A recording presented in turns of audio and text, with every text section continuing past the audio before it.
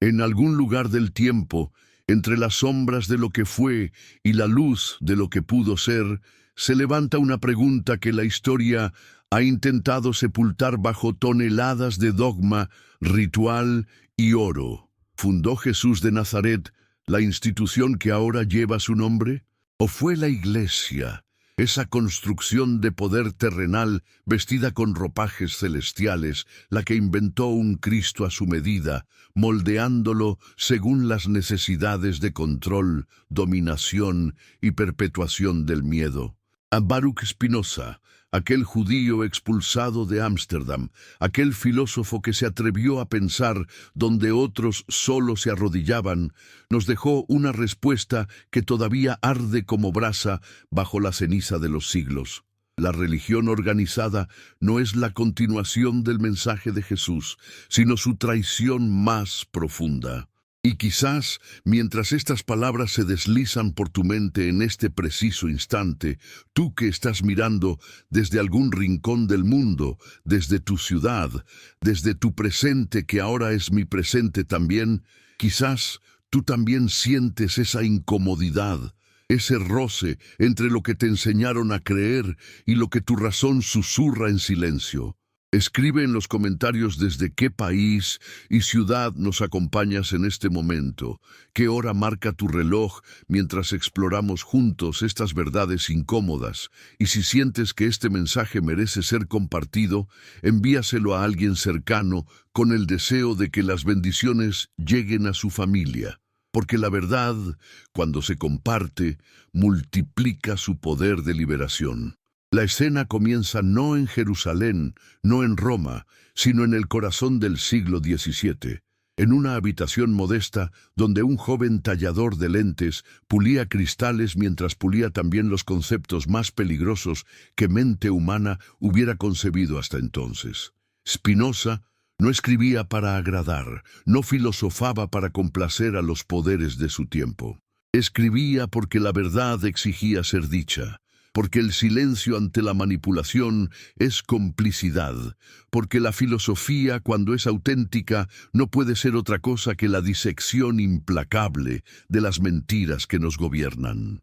Y entre todas las mentiras que Spinoza destripó con la precisión de un anatomista del pensamiento, ninguna era más grande, más elaborada, más exitosa en su falsificación que aquella que transformó a un predicador judío itinerante en el fundador de una máquina imperial de dominación espiritual. ¿No es acaso asombroso que el hombre que dijo «Mi reino no es de este mundo» haya sido convertido en la justificación para los reinos más terrenales, más sangrientos, más hambrientos de poder que la humanidad haya conocido? ¿No resulta obscenamente irónico que quien expulsó a los mercaderes del templo se haya convertido en el símbolo de una institución que comercia con la salvación, que vende indulgencias, que acumula tesoros mientras predica la pobreza? Pero retrocedamos, no con la intención de hacer historia convencional, sino de desenterrar lo que la historia oficial ha sepultado. Jesús de Nazaret fue un hombre. Spinoza lo dice sin titubeos, sin concesiones a la superstición, sin miedo al anatema.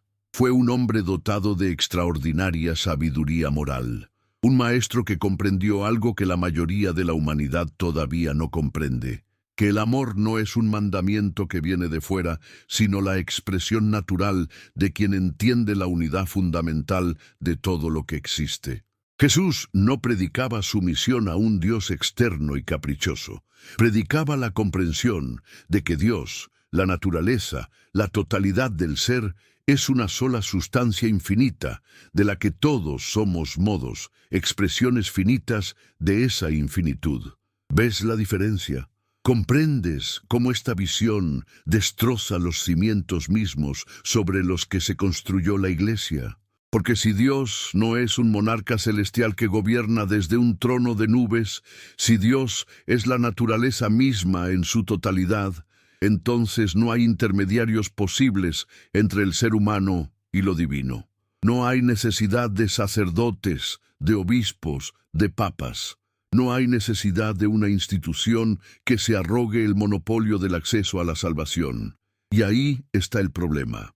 Ahí está la razón por la que Spinoza tuvo que ser silenciado, expulsado, condenado al ostracismo. Porque su filosofía no solo cuestiona detalles teológicos, destruye la necesidad misma de la teología tal como la conocemos. Cuando Spinoza analiza los textos bíblicos, no lo hace como devoto buscando confirmación de sus creencias, sino como científico, examinando documentos históricos. Y lo que encuentra es devastador. Los evangelios no fueron escritos por testigos presenciales. Fueron compilados décadas, incluso generaciones después de la muerte de Jesús, por comunidades que ya estaban en proceso de construir una narrativa, de transformar la memoria de un hombre en el mito de un Dios. ¿Por qué las contradicciones entre los evangelios? ¿Por qué Marcos, el más antiguo, no menciona el nacimiento virginal? ¿Por qué Juan, el más tardío, presenta un Jesús radicalmente diferente al de los sinópticos? ¿No será porque cada evangelio refleja no lo que Jesús dijo, sino lo que la comunidad que lo escribió necesitaba que hubiera dicho? Pero la pregunta más inquietante, la que Spinoza formula con una frialdad que todavía hace temblar a los guardianes de la ortodoxia, es esta: ¿dónde, en qué momento exacto de los evangelios, Jesús dice que funda una iglesia institucional? ¿Dónde establece una jerarquía de poder terrenal? ¿Dónde organiza sacramentos, define dogmas, crea una estructura burocrática de salvación? El famoso pasaje de Mateo donde supuestamente Jesús le dice a Pedro: «Tú eres Pedro, y sobre esta roca edificaré mi iglesia». Ese texto que durante siglos ha sido la piedra angular de la autoridad papal es problemático por múltiples razones. Primero, porque solo aparece en uno de los evangelios, lo cual es extraño para algo tan importante. Segundo, porque la palabra iglesia, eclesia en griego, no tenía en el contexto judío del siglo I el significado institucional que adquiriría después. Significaba simplemente asamblea, comunidad. Tercero, porque incluso si aceptamos la autenticidad del pasaje, no dice nada sobre crear una jerarquía de obispos, cardenales y papas con poder temporal sobre reinos enteros. ¿Y qué hay de Pablo? Pablo, ese genio problemático, ese hombre que nunca conoció a Jesús en vida, pero que tuvo la audacia de redefinir completamente su mensaje. Spinoza ve en Pablo no al apóstol fiel, sino al verdadero fundador del cristianismo, tal como lo conocemos. Porque fue Pablo quien transformó el mensaje judío de Jesús en una religión universal que podía ser digerida por el mundo grecorromano. Fue Pablo quien introdujo conceptos que Jesús nunca mencionó: el pecado original, la salvación por fe en lugar de por obras, la idea de la Iglesia como cuerpo místico de Cristo. ¿No es curioso que el cristianismo que conquistó el mundo sea mucho más paulino que jesuciano? Que las cartas de Pablo ocupen más espacio en el Nuevo Testamento que las palabras atribuidas al propio Jesús, que la teología cristiana se base más en las interpretaciones de un hombre que tuvo una visión en el camino a Damasco que en las enseñanzas de aquel a quien supuestamente sigue. Pero la verdadera transformación, la que consolidó la invención que llamamos Iglesia Católica, no ocurrió en el siglo I. Ocurrió en el IV, cuando Constantino, ese emperador pragmático que vio en el cristianismo una herramienta útil para unificar su imperio fragmentado, convocó el Concilio de Nicea. ¿Qué sucedió en Nicea? Se decidió por votación qué textos serían considerados canónicos y cuáles apócrifos. Se estableció por decreto imperial que Jesús era consubstancial con el Padre, una formulación metafísica que habría dejado perplejo al propio Jesús. Se definió la ortodoxia no según la razón o la evidencia, sino según las necesidades políticas del momento. Y los que disentían no eran refutados con argumentos, sino exiliados con la fuerza del Estado. ¿Es esto cómo se establece la verdad? ¿Es este el método de quien busca comprender lo divino? ¿O es simplemente el modo en que el poder se viste con ropajes sagrados para legitimar su dominio? Spinoza nos invita a ver lo que es obvio, pero que nos negamos a ver.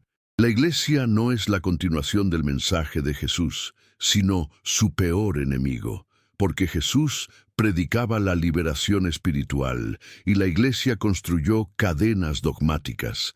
Jesús predicaba el amor incondicional y la Iglesia inventó el infierno como instrumento de terror. Jesús criticaba a los fariseos por su hipocresía y su amor al poder, y la Iglesia se convirtió en la encarnación misma de esa hipocresía y ese amor al poder. ¿Cómo es posible que una institución que acumula riquezas incalculables afirme seguir a quien dijo: es más fácil que un camello pase por el ojo de una aguja que un rico entre en el reino de los cielos? ¿Cómo es posible que una organización que ha torturado, quemado vivos, masacrado a millones en nombre de Cristo, afirme representar a quien dijo: ama a tus enemigos, y el que esté libre de pecado que tire la primera piedra? Y aquí llegamos al núcleo de la crítica spinociana, a lo que hace temblar los cimientos mismos de la religión institucionalizada: el miedo. La Iglesia no se construyó sobre el amor, se construyó sobre el miedo. Miedo al infierno, miedo a la condenación eterna, miedo a la excomunión, miedo a la herejía, miedo al castigo divino. Y ese miedo es funcional, es útil, es el mecanismo perfecto de control social. ¿Por qué la Iglesia insistió durante siglos en que las masas no podían leer la Biblia en su propio idioma? ¿Por qué castigaba con la muerte a quienes traducían los textos sagrados? ¿No será porque un pueblo que lee por sí mismo, que piensa por sí mismo, que no necesita intermediarios para acceder a la palabra, es un pueblo imposible de dominar? ¿No será que el monopolio del conocimiento es la primera condición del monopolio del poder?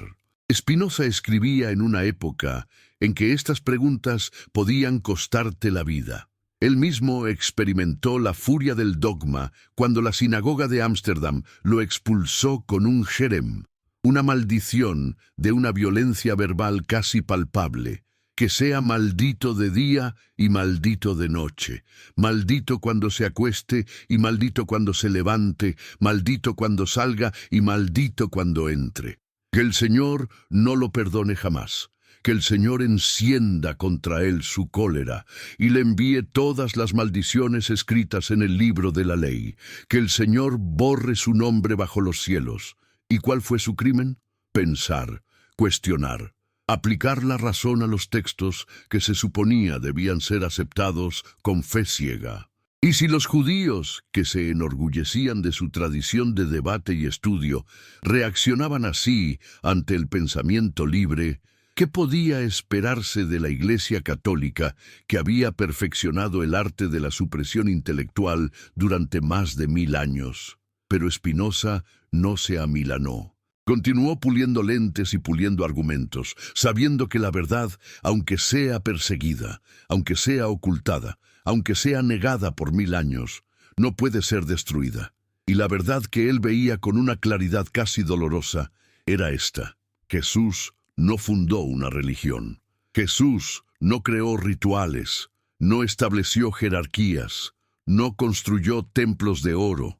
Jesús habló de una transformación interior, de una comprensión directa e inmediata de la unidad de todo lo que existe. Habló en parábolas porque sabía que la verdad profunda no puede ser transmitida como doctrina, sino que debe ser comprendida, experimentada, vivida. Y la Iglesia tomó esas parábolas y las convirtió en dogmas. Tomó esa invitación a la experiencia directa de lo divino y la sustituyó por un sistema de creencias que debe ser aceptado sin cuestionamiento. ¿Qué habría dicho Jesús si pudiera ver las catedrales construidas en su nombre? ¿Qué habría sentido al contemplar las cruzadas, la Inquisición, las guerras de religión que sembraron Europa de cadáveres durante siglos? ¿Qué habría pensado de los papas que vivían como emperadores, que tenían hijos ilegítimos, que vendían cargos eclesiásticos, que acumulaban poder temporal compitiendo con reyes y emperadores. No habría vuelto a expulsar a los mercaderes del templo, solo que esta vez el templo sería la propia iglesia institucional que lleva su nombre. No habría pronunciado contra ellos las mismas palabras que pronunció contra los fariseos. «Ay de vosotros, escribas y fariseos hipócritas, porque cerráis el reino de los cielos delante de los hombres, pues ni entráis vosotros, ni dejáis entrar a los que están entrando». Spinoza ve en la historia del cristianismo una progresiva traición al espíritu original. En los primeros siglos, las comunidades cristianas eran diversas, plurales, experimentales. Existían decenas de evangelios, múltiples interpretaciones de quién fue Jesús y qué significaba su mensaje. Había cristianismos gnósticos que veían en Jesús a un maestro de sabiduría secreta. Había cristianismos ebionitas que lo veían como un profeta humano, no como un Dios. Había cristianismos que celebraban la libertad espiritual, la experiencia mística directa, la igualdad entre hombres y mujeres, pero todo eso fue sistemáticamente eliminado. Los textos que no encajaban en la narrativa oficial fueron destruidos. Las comunidades que no aceptaban la autoridad centralizada fueron perseguidas. Las voces disidentes fueron silenciadas. Y lo que emergió no fue la verdad triunfante, sino el poder consolidado. Y ese poder necesitaba un Cristo específico, un Cristo que legitimara su estructura. Necesitaba un Cristo que hubiera fundado una iglesia institucional con Pedro como primer papa, estableciendo una línea de sucesión apostólica que justificara la autoridad de cada obispo, de cada cardenal, de cada pontífice. Necesitaba un Cristo que hubiera establecido sacramentos administrados exclusivamente por sacerdotes ordenados, creando así una casta sacerdotal indispensable para la salvación. Necesitaba un Cristo que hubiera prometido que las puertas del infierno no prevalecerían contra su iglesia, convirtiendo así cualquier crítica a la institución en una afrenta al propio Cristo. ¿Ves la trampa? ¿Comprendes cómo se construyó este círculo perfecto de autolegitimación? Pero la trampa tiene fisuras, la historia tiene memoria, y aunque los vencedores escriban los libros, las piedras hablan. Los manuscritos descubiertos en Nag Hammadi en 1945 revelaron evangelios gnósticos que la Iglesia había intentado borrar de la existencia. El Evangelio de Tomás, que algunos estudiosos consideran tan antiguo como los canónicos, presenta un Jesús radicalmente diferente. Un maestro de sabiduría que dice: «El reino de Dios está dentro de vosotros y fuera de vosotros», que afirma que quien se conoce a sí mismo conoce el todo. El Evangelio de María Magdalena, fragmentario pero poderoso, muestra a una discípula que comprende el mensaje de Jesús mejor que los apóstoles varones. El Evangelio de Judas, descubierto en el 2006, presenta la traición como una colaboración necesaria entre Judas y Jesús para cumplir el plan divino. Estos textos fueron declarados heréticos, fueron quemados, fueron enterrados. ¿Por qué? ¿Qué había en ellos que amenazaba tanto a la ortodoxia emergente? Spinoza sabía, aunque no hubiera visto esos manuscritos, que la pluralidad original había sido aplastada deliberadamente. Sabía que la uniformidad dogmática no es señal de verdad, sino de censura. Sabía que cuando una institución necesita prohibir, perseguir y destruir para mantener su narrativa, esa narrativa es inherentemente débil. La verdad no teme al escrutinio, la mentira sí. La verdad invita al examen, la falsedad lo evita, y la historia de la Iglesia está plagada de evasión, de ocultamiento, de represión sistemática del pensamiento libre. ¿Por qué Giordano Bruno fue quemado vivo en el campo de Fiori en 1600? ¿Porque sus ideas sobre el universo infinito eran falsas? No. porque amenazaban la cosmología geocéntrica que la Iglesia había declarado dogma. ¿Por qué Galileo fue obligado a retractarse? ¿Porque sus observaciones telescópicas eran erróneas? No, porque contradecían la interpretación literal de las escrituras que la Iglesia había impuesto. Y aquí hay que hacer una pausa para comprender algo fundamental. Spinoza no era un ateo en el sentido común de la palabra. Spinoza era profundamente religioso, pero su religión no era la de los templos y los dogmas. Su religión era la de la razón, la de la comprensión de las leyes eternas e inmutables que gobiernan todo lo que existe. Para Spinoza, Dios y la naturaleza son lo mismo. Deus sive natura. No porque niegue a Dios, sino porque entiende que Dios no es un ser personal y separado del mundo, sino la totalidad infinita de todo lo que es. Y esta concepción de Dios, mucho más cercana al panteísmo que al teísmo tradicional, hace innecesaria toda la maquinaria de la religión institucional. ¿Para qué rezar a un Dios que no interviene milagrosamente en el mundo? ¿Para qué pedir favores a quien es la necesidad misma, la ley inmutable, la esencia eterna? ¿Para qué sacerdotes intermediarios entre el hombre y un Dios que está en todo y es todo? Esta es la radicalidad del pensamiento espinociano. No es que niegue lo sagrado, sino que lo universaliza hasta hacerlo indistinguible de la realidad misma. Y en esa universalización la Iglesia pierde su razón de ser. No puede haber un monopolio de lo sagrado si todo es sagrado. No puede haber una institución privilegiada de acceso a Dios si Dios está igualmente presente en la piedra, en el árbol, en el animal, en el ser humano. No puede haber una verdad revelada que contradiga la razón si Dios es razón, es lógica, es necesidad geométrica desplegándose en infinitas formas. ¿Comprendes ahora por qué Spinoza era tan peligroso? ¿Por qué su filosofía era más amenazante que el ateísmo directo? Porque el ateo niega a Dios y puede ser refutado. Spinoza redefine a Dios y hace irrelevante a la Iglesia. Parte 2. Y así llegamos al corazón del conflicto que define la modernidad. Fe contra razón, autoridad contra autonomía, revelación contra filosofía. La Iglesia siempre supo que esta batalla era existencial. Por eso San Agustín, uno de los padres de la Iglesia, estableció la famosa fórmula, credo ut intelligam, creo para comprender. Primero la fe, después la razón. La fe como condición de posibilidad de la razón, no al revés.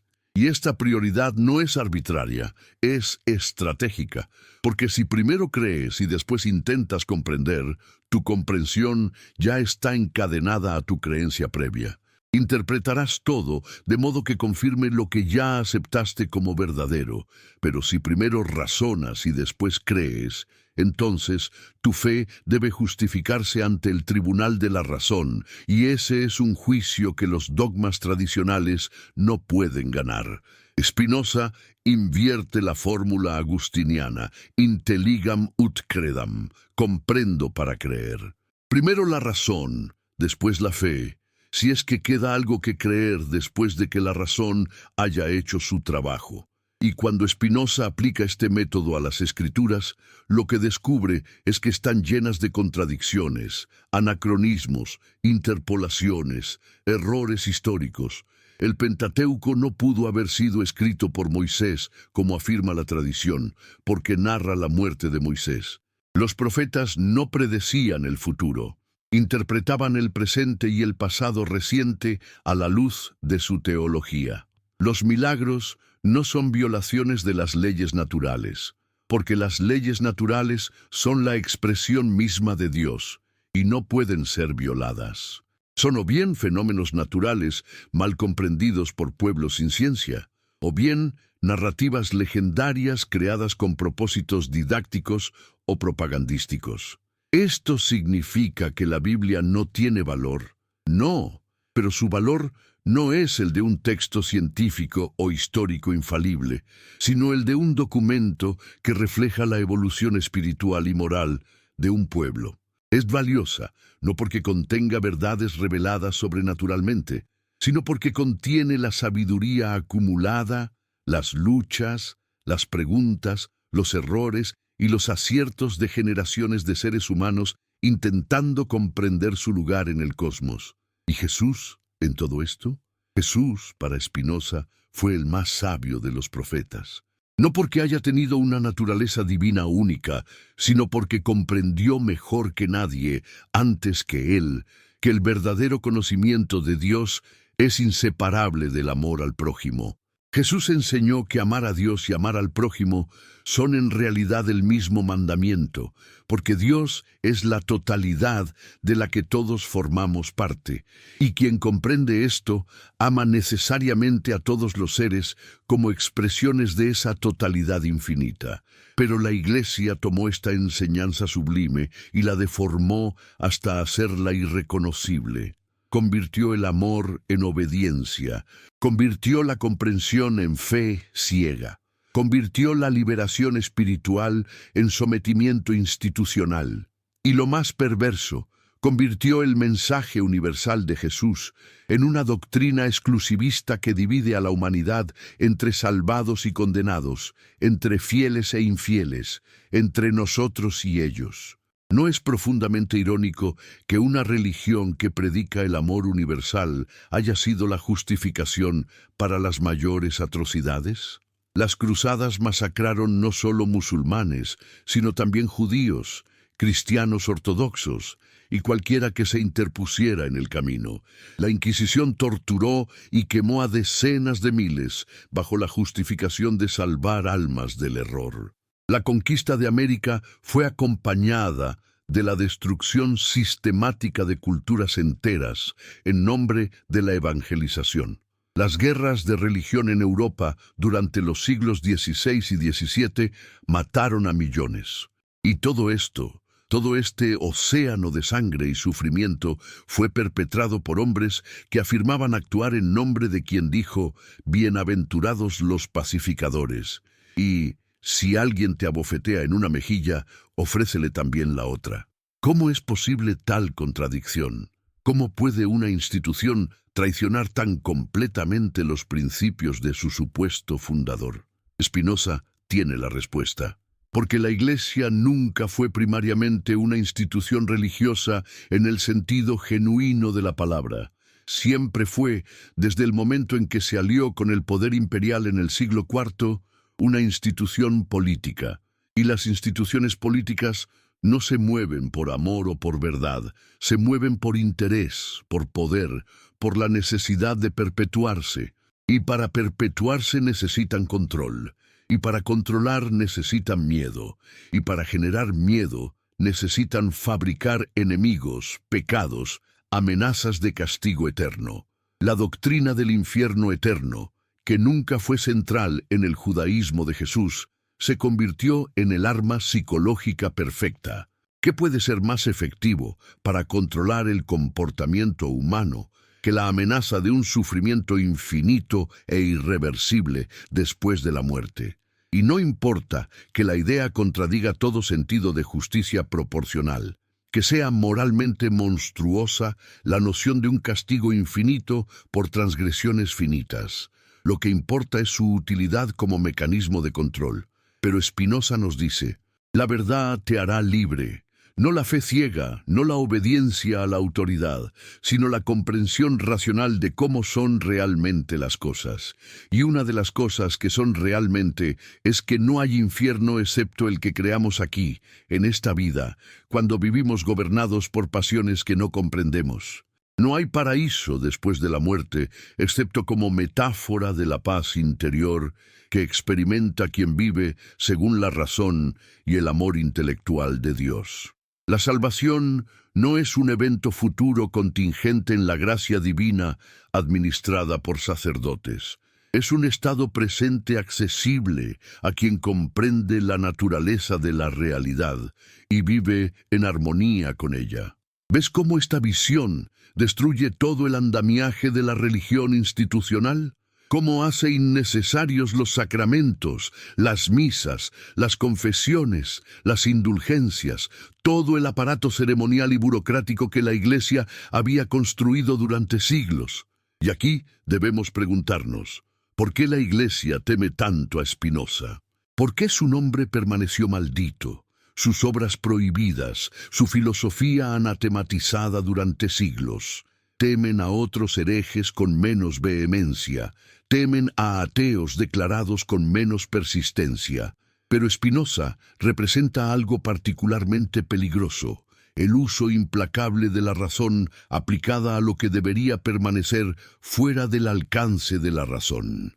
Spinoza no ataca a la Iglesia desde fuera, como alguien que simplemente rechaza sus premisas. La ataca desde dentro, usando sus propios textos sagrados, mostrando que no dicen lo que ella afirma que dicen, que la historia no ocurrió como ella narra que ocurrió, que el edificio teológico completo está construido sobre interpretaciones forzadas, traducciones tendenciosas y, en algunos casos, invenciones directas. Consideremos un ejemplo específico: la doctrina de la Trinidad. Es el dogma central del cristianismo ortodoxo, establecido definitivamente en el Concilio de Nicea en el 325. Pero, ¿dónde está la Trinidad en las enseñanzas de Jesús? En ninguna parte. Jesús habla del Padre, se refiere a sí mismo como Hijo, pero nunca articula una doctrina de tres personas en una sola sustancia divina. Esa formulación es el resultado de siglos de disputa teológica, influenciada por la filosofía griega, particularmente por el neoplatonismo. Los arrianos argumentaban que el Hijo fue creado por el Padre, y por tanto es subordinado a Él. Los ortodoxos insistían en que el Hijo es consubstancial con el Padre, no creado, sino engendrado. Y esta disputa, que ahora nos parece arcana y abstracta, causó cismas, guerras, persecuciones. Millones murieron por diferencias sobre la naturaleza exacta de la relación entre las personas de la Trinidad. Esto era lo que Jesús quería. Esto era el resultado esperado de predicar amor y compasión. Spinoza mira esta historia y ve no teología, sino política. Ve facciones luchando por el poder, usando el lenguaje de la doctrina como arma. Ve al emperador Constantino interviniendo no porque le importara la verdad teológica, sino porque necesitaba una iglesia unificada para fortalecer su imperio. Ve cómo la ortodoxia se estableció no por revelación divina o consenso racional, sino por decreto imperial respaldado con amenaza de exilio. Y ve que este patrón se repite una y otra vez a lo largo de la historia de la Iglesia. La verdad oficial es la que el poder declara, no la que la evidencia o la razón sugieren. ¿No es esto precisamente lo que Jesús criticaba en las autoridades religiosas de su tiempo? ¿No denunciaba la hipocresía de quienes usaban la religión como instrumento de poder y privilegio? Pero hay algo aún más profundo en la crítica spinoziana, algo que toca la médula misma de por qué la humanidad crea religiones institucionales. Spinoza argumenta que la religión organizada nace del miedo y la ignorancia. Los seres humanos, enfrentados a un mundo que no comprenden, lleno de peligros que no pueden controlar, inventan dioses que explican lo inexplicable y ofrecen la ilusión de control a través del ritual y la plegaria. Si hay una sequía, deben haber pecado y deben apaciguar a Dios con sacrificios. Si hay una plaga, deben haber violado algún mandamiento y deben purificarse. Esta mentalidad supersticiosa, que Spinoza llama religión vulgar, es natural en pueblos primitivos sin conocimiento científico. Pero cuando persiste en épocas de mayor conocimiento, cuando es institucionalizada y perpetuada deliberadamente por quienes deberían saber mejor, se convierte en un crimen contra la razón humana, y la Iglesia ha sido maestra en perpetuar esta ignorancia. Durante siglos mantuvo el monopolio de la educación, y se aseguró de que la educación reforzara los dogmas en lugar de cultivar el pensamiento crítico. Durante siglos prohibió la lectura de la Biblia en lenguas vernáculas, asegurándose de que la interpretación de los textos sagrados permaneciera en manos de la élite clerical. Durante siglos persiguió la ciencia cuando contradecía sus doctrinas, desde la condena de Copérnico hasta la persecución de Darwin. ¿Y por qué? ¿Porque realmente creían que Dios se ofende por el conocimiento humano? No, porque sabían que el conocimiento es el enemigo de la superstición, que la razón es la luz que disuelve las sombras del miedo, que un pueblo educado es un pueblo imposible de dominar con fantasmas de condenación eterna. Spinoza vivió para ver el comienzo de lo que llamamos la Ilustración, esa revolución del pensamiento que puso la razón humana en el centro y comenzó a cuestionar sistemáticamente las autoridades tradicionales. Pero él fue uno de los primeros, quizás el primero, en aplicar el método crítico de manera despiadada a la religión misma. Antes de Spinoza había escépticos, había críticos de la corrupción clerical, había reformadores que querían purificar la Iglesia. Pero Spinoza fue más allá. Cuestionó la necesidad misma de una iglesia institucional. Cuestionó la validez de la revelación sobrenatural. Cuestionó la interpretación tradicional de las Escrituras. Y lo hizo no con ánimo destructivo, sino constructivo. Quería liberar a la humanidad del yugo del miedo religioso para que pudiera vivir según la razón y el amor. ¿Y cuál fue la respuesta? Silencio absoluto. Nadie respondía públicamente a Spinoza porque hacerlo habría significado difundir sus ideas. Mejor ignorarlo, pretender que no existía, asegurarse de que sus libros permanecieran prohibidos. Y durante generaciones funcionó. Spinoza era conocido solo en círculos clandestinos de librepensadores. Sus obras circulaban en manuscrito, sin el nombre del autor, publicadas anónimamente, y quienes lo leían y lo apreciaban no lo citaban abiertamente, porque hacerlo era invitar a la acusación de ateísmo y herejía. Pero las ideas no pueden ser destruidas. Pueden ser suprimidas temporalmente, pueden ser forzadas a la clandestinidad, pero si contienen verdad, eventualmente emergen. Y Spinoza emergió en la Ilustración como una influencia subterránea pero poderosa en pensadores como Hume, Kant, Hegel, Nietzsche. Cada uno de ellos, a su manera, continuó el proyecto spinoziano de liberar el pensamiento humano de las cadenas de la superstición religiosa. Pero volvamos a Jesús, porque es crucial comprender que criticar a la Iglesia no es criticar a Jesús. Al contrario, es honrar a Jesús al rechazar lo que se hizo en su nombre sin su consentimiento. Jesús fue un reformador judío que quería purificar la religión de su pueblo, liberarla del legalismo estéril, del ritualismo vacío, del poder corrupto de los sacerdotes del templo. Quería una espiritualidad del corazón, no de las ceremonias externas. Quería una relación directa e íntima entre el ser humano y Dios, no mediada por intermediarios interesados en mantener su privilegio. Y por esto fue ejecutado, no por blasfemia teológica, sino porque representaba una amenaza al orden establecido.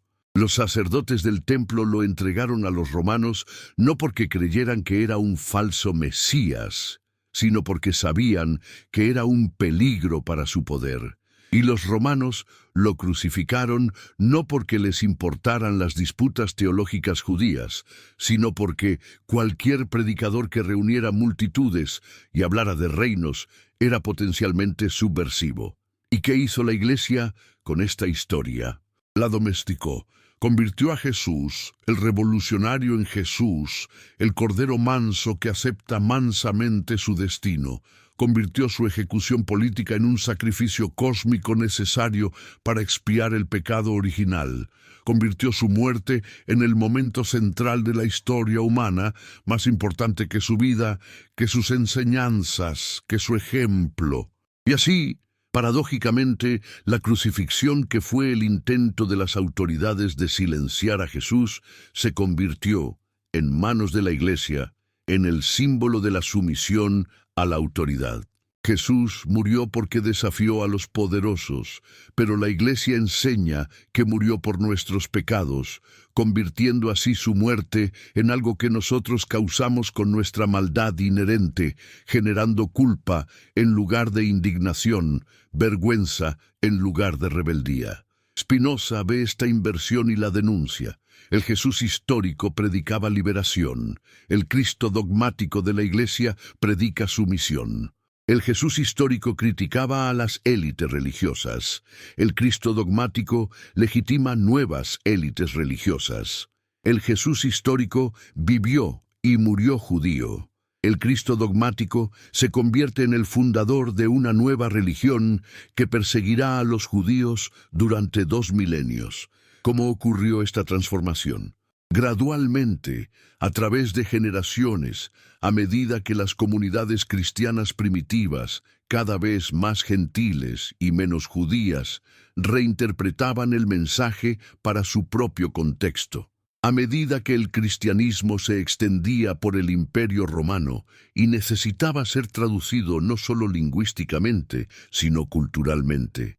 A medida que la expectativa del retorno inminente de Jesús se desvanecía y era necesario construir una estructura institucional permanente, a medida que los líderes de estas comunidades adquirían poder y estatus y desarrollaban interés en mantener y expandir ese poder. Y en algún momento, quizás en el siglo III o IV, la transformación estaba completa.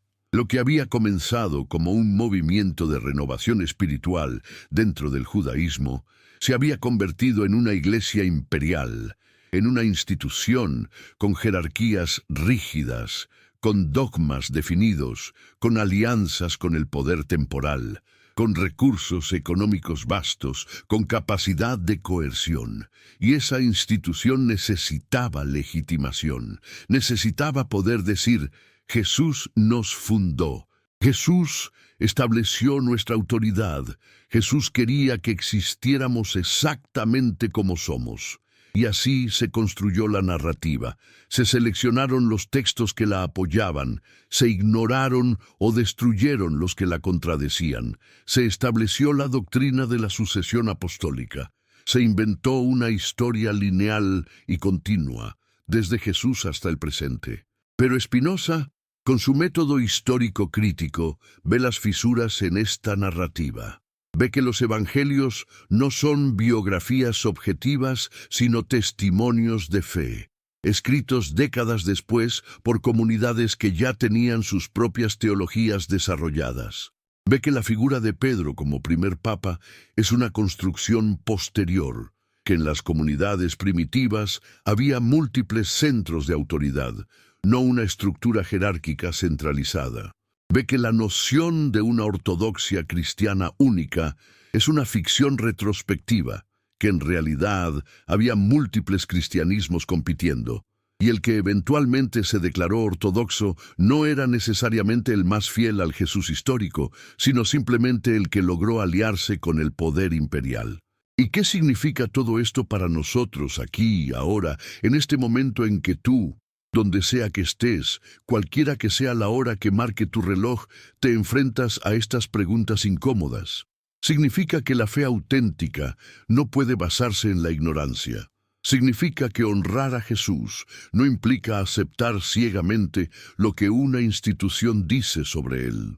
Significa que la verdadera espiritualidad requiere coraje intelectual, disposición a cuestionar, capacidad de tolerar la incertidumbre. Porque si tu fe no puede sobrevivir al escrutinio racional, entonces quizás no es fe genuina, sino miedo disfrazado. Y si tu Dios no puede resistir el examen de la razón, entonces quizás no es Dios sino un ídolo, una proyección de tus necesidades y temores. Parte 3. Hemos llegado al umbral donde el pensamiento debe atreverse a ir más allá de la comodidad, más allá de las certezas heredadas, hacia ese territorio donde la verdad desnuda aguarda, despojada de los ornamentos con que la superstición la ha vestido durante milenios. Y aquí, en este punto crucial, debemos preguntarnos no qué queremos creer, sino qué podemos honestamente afirmar que sabemos.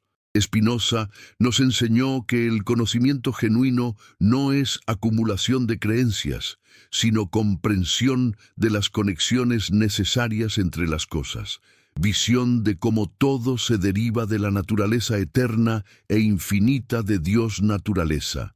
Y cuando aplicamos esta norma rigurosa a las afirmaciones de la Iglesia, cuando exigimos no fe sino evidencia, no autoridad sino razón, el edificio completo se tambalea. Consideremos el núcleo mismo del cristianismo católico, la afirmación de que Jesús era Dios encarnado, segunda persona de la Trinidad, que murió en la cruz para redimir a la humanidad del pecado original heredado de Adán y Eva. Spinoza analiza cada elemento de esta doctrina y encuentra no revelación divina, sino construcción humana, no verdad eterna, sino evolución histórica de ideas. El pecado original, una doctrina ausente en el judaísmo, desarrollada plenamente solo por Agustín en el siglo V, basada en una interpretación particular del Génesis que hace del mito de la caída una verdad histórica y convierte a toda la humanidad en culpable por el acto de dos individuos míticos. La necesidad de redención a través del sacrificio de sangre, una proyección de las prácticas sacrificiales del templo judío sobre un evento que los participantes no entendieron en esos términos, una teología del sacrificio que Jesús mismo habría rechazado, dado que citaba a los profetas que dijeron, «Misericordia quiero, no sacrificio». La encarnación de Dios en forma humana, un concepto que viola el principio fundamental del judaísmo que Jesús profesaba. El monoteísmo estricto, la absoluta trascendencia y unidad de Dios, la imposibilidad de que lo infinito se contenga en lo finito, de que lo eterno nazca y muera. Pero la Iglesia no solo construyó estas doctrinas, las hizo obligatorias bajo pena de condenación eterna. El credo niceno, ese resumen conciso de la ortodoxia cristiana, no es una invitación a explorar ideas, sino un muro que separa a los salvados de los condenados. O crees exactamente esto, formulado exactamente así, o eres un hereje destinado al infierno. ¿Dónde está el amor en esta rigidez? ¿Dónde está la misericordia en esta intolerancia? ¿Dónde está el Dios que Jesús llamaba Padre amoroso en esta amenaza de castigo infinito por error intelectual? Es concebible que el fundamento de la realidad, la fuente infinita de todo ser, se preocupe por si crees que el Hijo es consubstancial o subordinado al Padre. Es creíble que tu salvación eterna dependa de aceptar que el Espíritu Santo procede del Padre y del Hijo, filioque, en lugar de solo del Padre, la disputa que causó el cisma entre catolicismo y ortodoxia en 1054. Spinoza nos dice que estas preocupaciones son absurdas cuando se comprende la verdadera naturaleza de Dios. Dios no tiene opiniones sobre teología, no juzga credos, no castiga herejías. Dios simplemente es eterna e infinitamente, causando necesariamente todo lo que existe según leyes inmutables. La salvación, si queremos usar esa palabra, no es un evento futuro dependiente de aceptar proposiciones teológicas, sino un estado presente de quien vive según la razón, comprendiendo su lugar en el orden eterno y actuando desde ese conocimiento en lugar de desde pasiones confusas. El pecado no es ofensa a un Dios personal que debe ser aplacado con sacrificios, sino ignorancia que causa sufrimiento. La virtud no es obediencia a mandamientos externos, sino acción que fluye de la comprensión de nuestra verdadera naturaleza. Y la vida eterna no es supervivencia personal después de la muerte, sino participación en lo eterno que ya siempre somos en la medida en que nuestras ideas son verdaderas y adecuadas. Esta visión, tan radicalmente diferente de la teología cristiana tradicional, ¿la inventó Spinoza? No, la descubrió al pensar con honestidad y rigor sobre qué debe ser Dios si las palabras significan algo.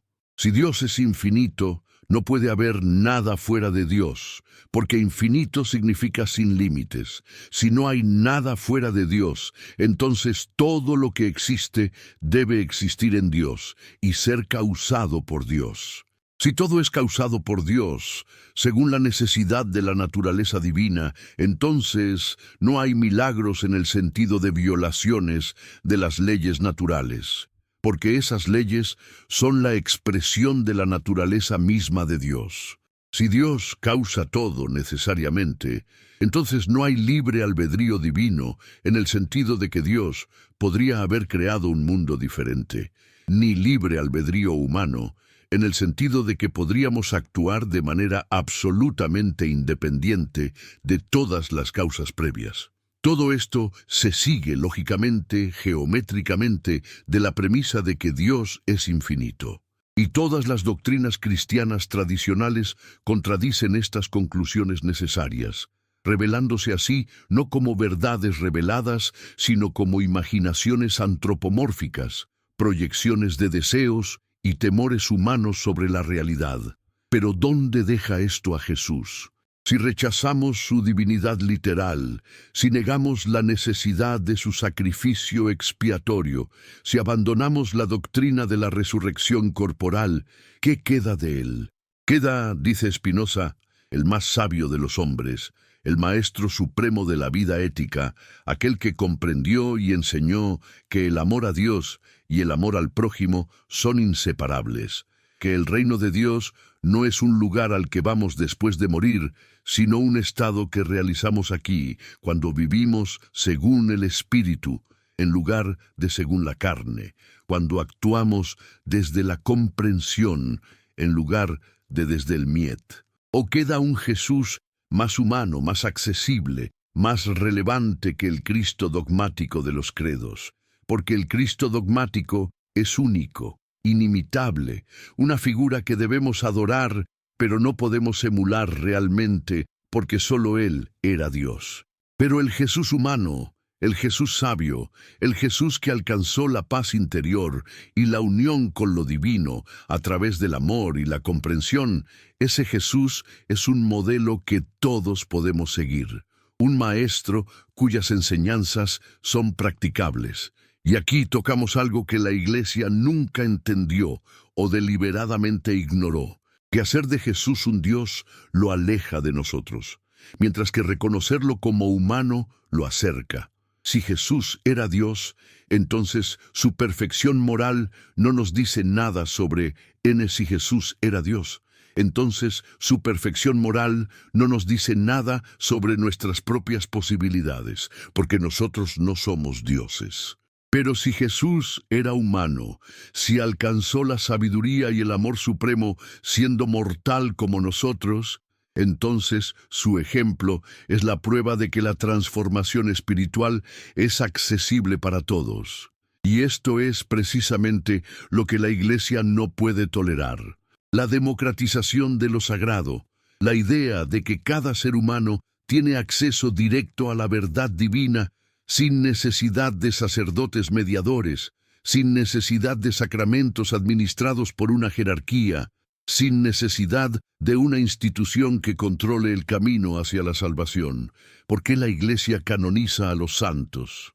Porque al elevar a ciertos individuos excepcionales a un estatus especial, confirma implícitamente que el resto de la humanidad es ordinaria, incapaz de alcanzar esos niveles de santidad sin gracia especial.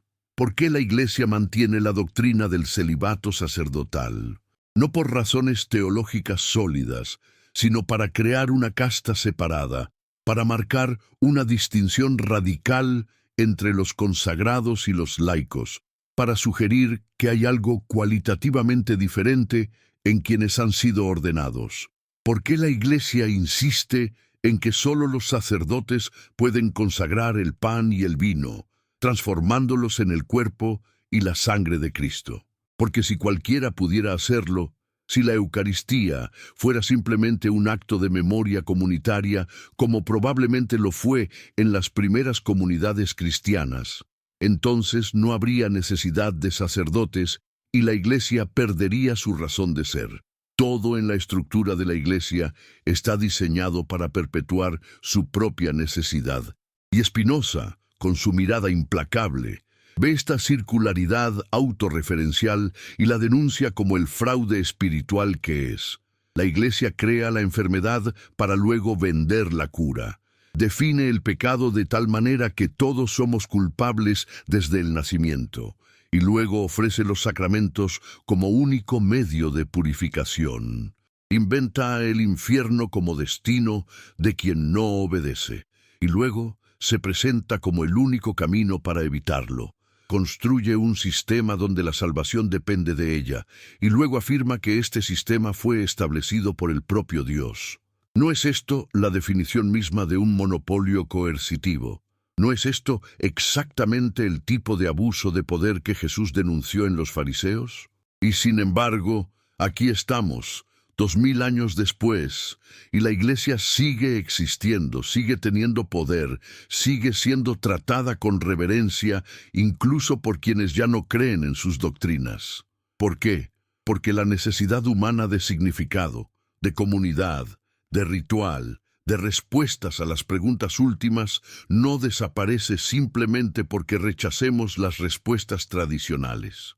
Y la Iglesia, hay que reconocerlo, ha sido maestra en satisfacer esas necesidades, en crear belleza arquitectónica, musical, artística, en ofrecer consuelo en momentos de dolor, en proporcionar estructura moral en sociedades que de otro modo podrían desintegrarse en caos.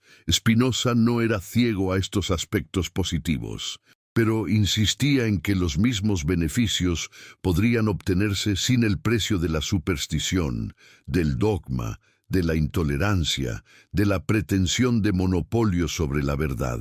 Imaginemos por un momento qué habría sido del cristianismo si hubiera seguido el camino spinoziano en lugar del camino eclesiástico, un cristianismo sin dogmas rígidos, sin amenazas de condenación eterna, sin jerarquías de poder, sin acumulación de riquezas terrenales.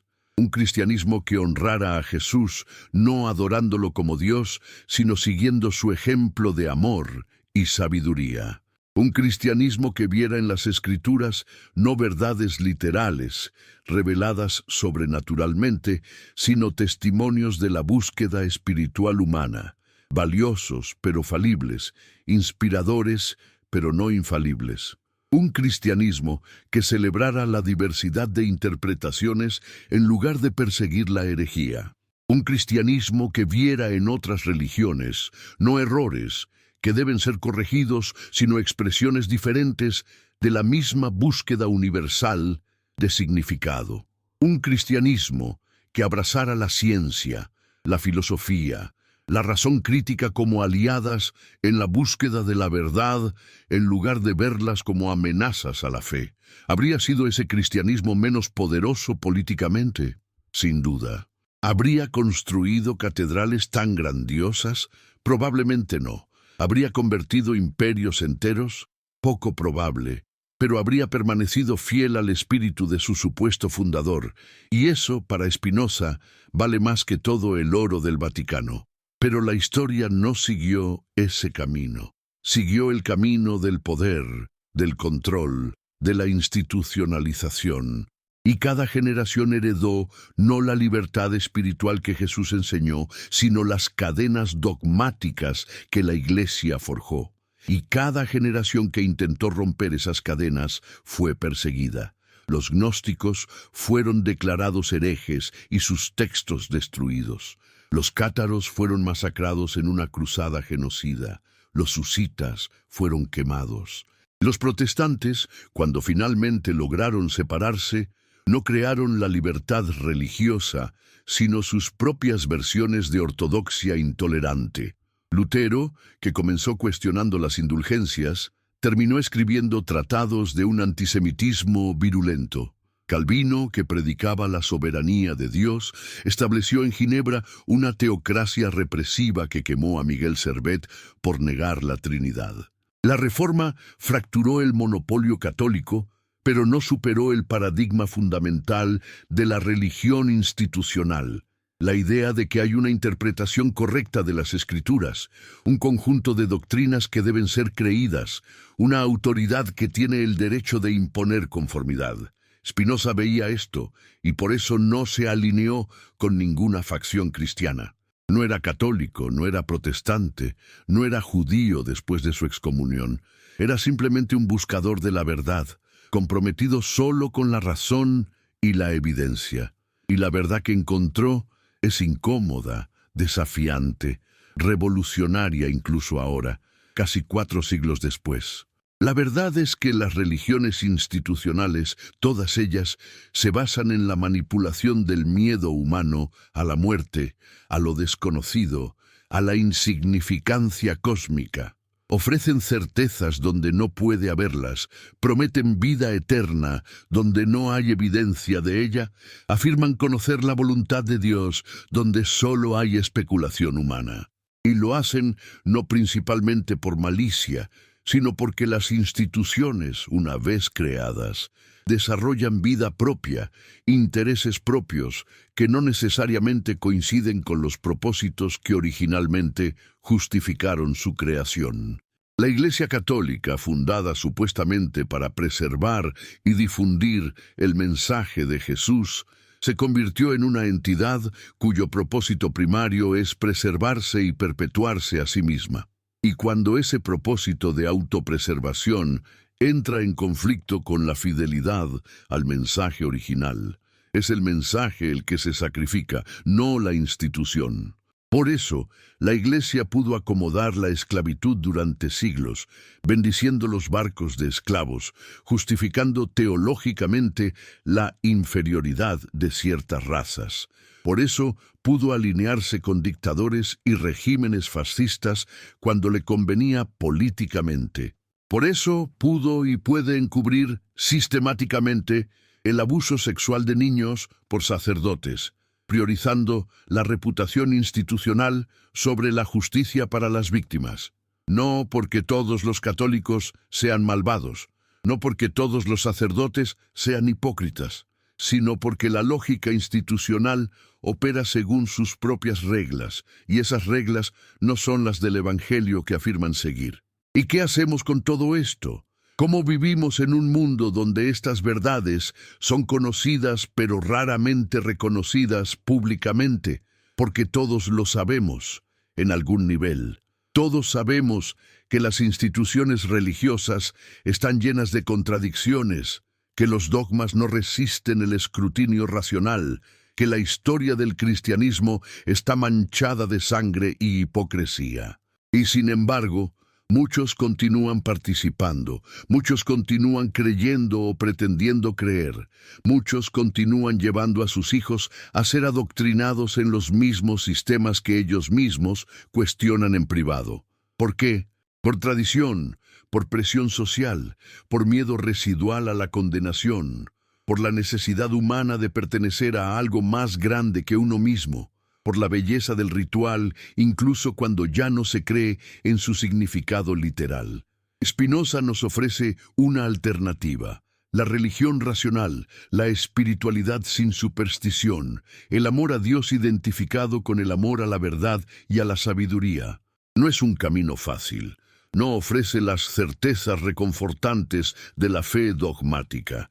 No promete que tus oraciones serán respondidas, que tus seres queridos te esperan en el cielo, que hay un plan divino que justifica el sufrimiento, pero ofrece algo que el dogma nunca puede ofrecer: dignidad intelectual, libertad espiritual, paz que viene no de creer lo que no puedes verificar, sino de comprender lo que puedes conocer.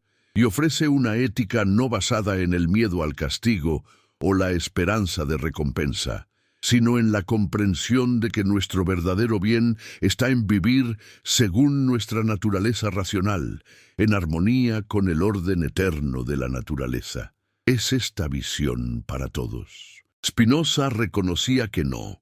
Reconocía que la mayoría de la humanidad no tiene ni el tiempo ni la inclinación para el estudio filosófico riguroso que requiere alcanzar el conocimiento verdadero. Y por eso no abogaba por destruir las religiones, sino por liberalizarlas, por separarlas del poder del Estado, por permitir la libertad de pensamiento y expresión, por reemplazar la ortodoxia coercitiva con la tolerancia pluralista.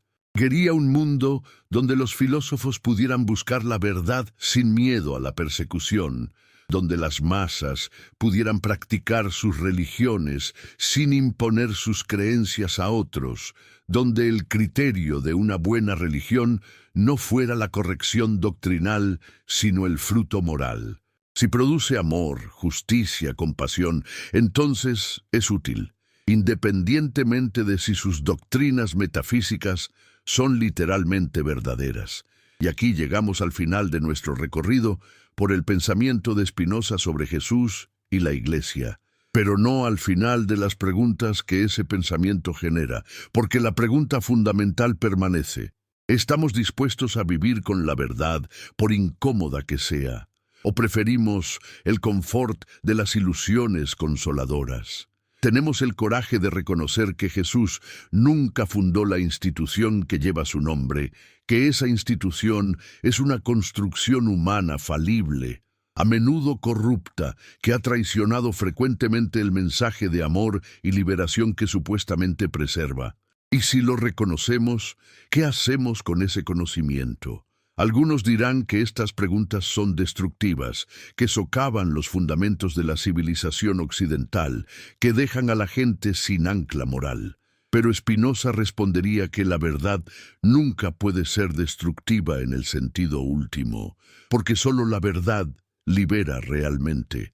Las mentiras, por reconfortantes que sean, eventualmente se revelan como tales. Y cuando lo hacen, el daño es mucho mayor que si hubiéramos tenido el coraje de enfrentar la verdad desde el principio. Y en cuanto al ancla moral, no la encontramos en doctrinas impuestas externamente, sino en la comprensión de nuestra propia naturaleza, en el reconocimiento de que somos parte de un todo interconectado, en la intuición de que dañar a otros es dañarnos a nosotros mismos, porque en el nivel más profundo todos somos expresiones de la misma sustancia infinita. La Iglesia intentó enterrar estas verdades, intentó silenciar a Spinoza y a todos los que pensaban como él, pero las verdades, como semillas bajo la tierra, eventualmente brotan. Pueden ser suprimidas temporalmente, pero no pueden ser destruidas permanentemente. Y en nuestra época, cuando el poder de la Iglesia ha disminuido considerablemente, cuando la ciencia ha revelado la vastedad del cosmos y nuestra pequeñez en él, cuando la historia comparada de las religiones muestra que todas tienen estructuras similares y afirmaciones mutuamente contradictorias, es cada vez más difícil mantener las pretensiones de exclusividad y autoridad absoluta que la Iglesia católica ha sostenido durante siglos. ¿Significa esto que la Iglesia desaparecerá? Probablemente no, en el futuro cercano. Las instituciones tienen una inercia tremenda y la religión satisface necesidades psicológicas profundas que no desaparecen simplemente porque reconozcamos que sus doctrinas son cuestionables.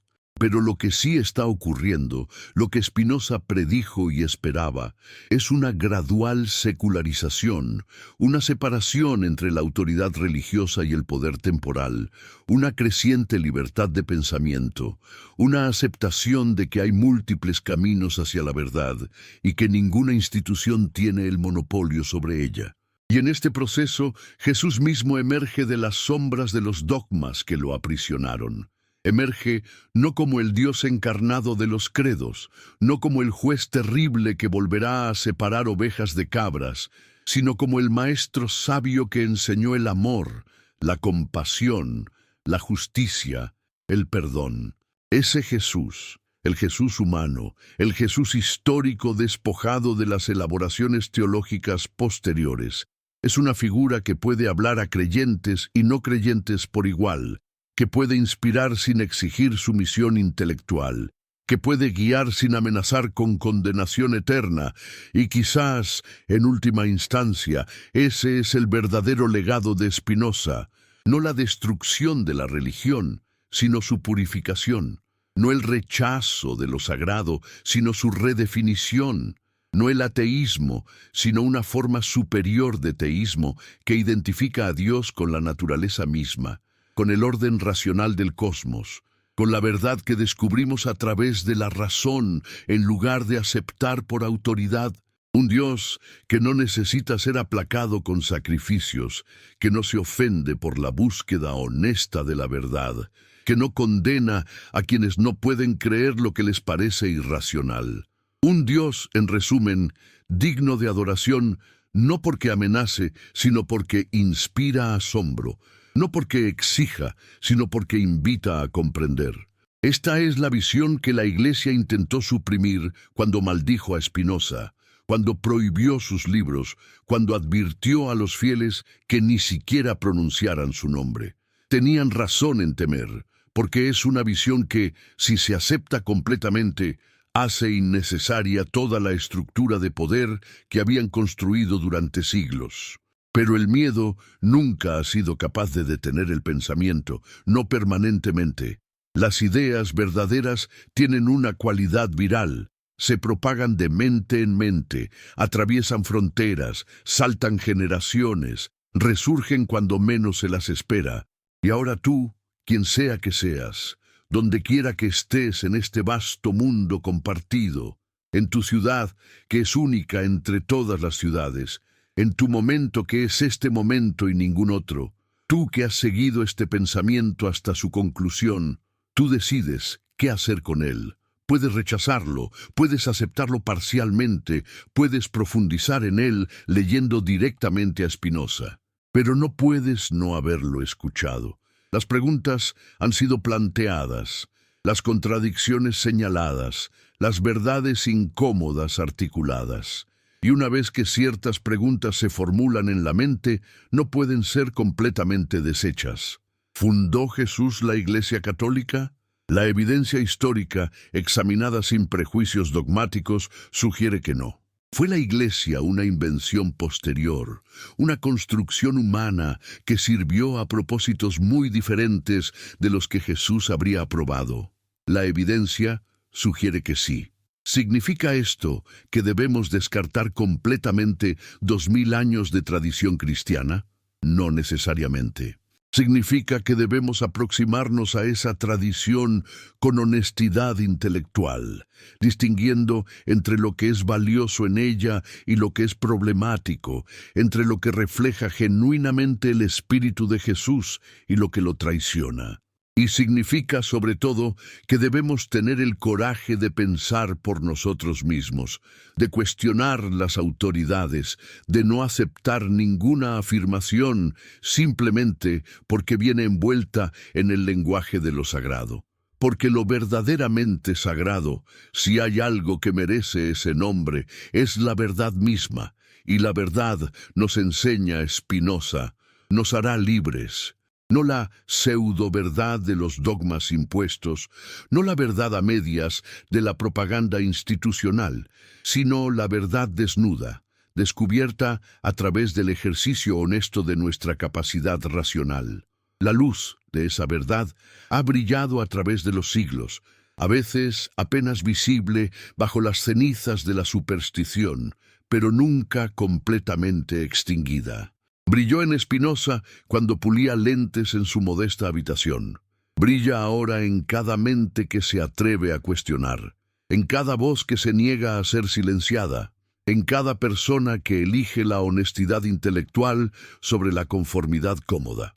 Y continuará brillando mientras haya seres humanos capaces de asombro, de duda, de búsqueda. La Iglesia no pudo enterrar esta luz en el siglo XVII y no puede enterrarla ahora, Puede adaptarse, puede reformarse, puede liberalizarse o puede continuar perdiendo relevancia en un mundo que ha dejado atrás muchas de sus certezas medievales.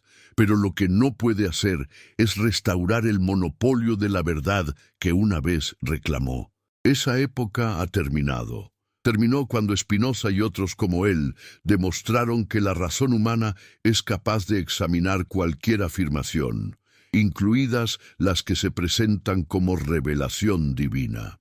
Y entonces, mientras el Sol continúa su recorrido eterno, mientras los planetas giran en sus órbitas según leyes que nadie estableció porque simplemente son, mientras la vida surge, florece y se transforma en este pequeño planeta en el borde de una galaxia ordinaria, nosotros, partículas conscientes del cosmos contemplándose a sí mismo, continuamos la búsqueda interminable de significado, de verdad, de comprensión.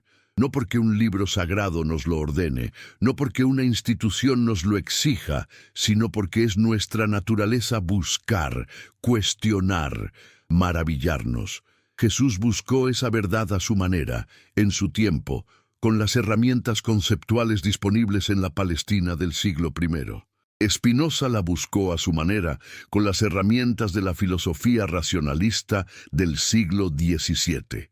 Y nosotros la buscamos ahora, con todo el conocimiento acumulado de la ciencia moderna, con la perspectiva histórica de siglos, con la conciencia de que vivimos en un universo mucho más vasto, más antiguo, más asombroso de lo que cualquier escritura antigua imaginó. En esa búsqueda la pregunta no es si Jesús fundó la Iglesia Católica. La pregunta es, ¿qué tipo de mundo queremos crear? ¿Qué valores queremos encarnar? ¿Cómo queremos vivir sabiendo que somos finitos, mortales, efímeros en la escala cósmica, pero capaces de comprender, de amar, de crear significado en un universo que no nos lo ofrece predeterminado? Y esa pregunta, esa profunda y persistente pregunta sobre cómo vivir bien, cómo ser plenamente humanos, esa pregunta no tiene respuesta final. Solo tiene el proceso interminable de buscarla, generación tras generación, cada una añadiendo su propia voz al coro eterno de la humanidad, preguntándose quién es, de dónde viene, hacia dónde va. Y la verdad, esa verdad que ninguna institución puede monopolizar, que ningún dogma puede capturar completamente, que ninguna persecución puede destruir, esa verdad permanece, esperando ser descubierta de nuevo por cada mente que se atreva a buscarla sin miedo, sin prejuicios, con solo la luz de la razón como guía. Así fue para Spinoza. Así puede ser para ti. Así será para quienes vengan después.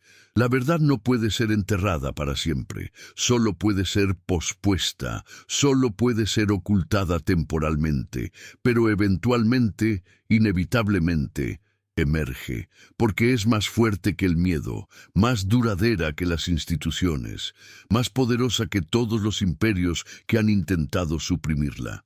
Y esa, finalmente, es la única esperanza verdadera que tenemos. No la promesa de cielos imaginarios después de la muerte, sino la certeza de que la verdad, aquí y ahora, en esta vida, puede ser conocida, puede ser vivida, puede ser compartida. Y en ese conocimiento, en esa vida según la verdad, encontramos no la salvación prometida por los dogmas, sino algo más valioso. La libertad de ser plenamente humanos, plenamente vivos, plenamente conscientes de nuestra participación en el milagro eterno de la existencia misma.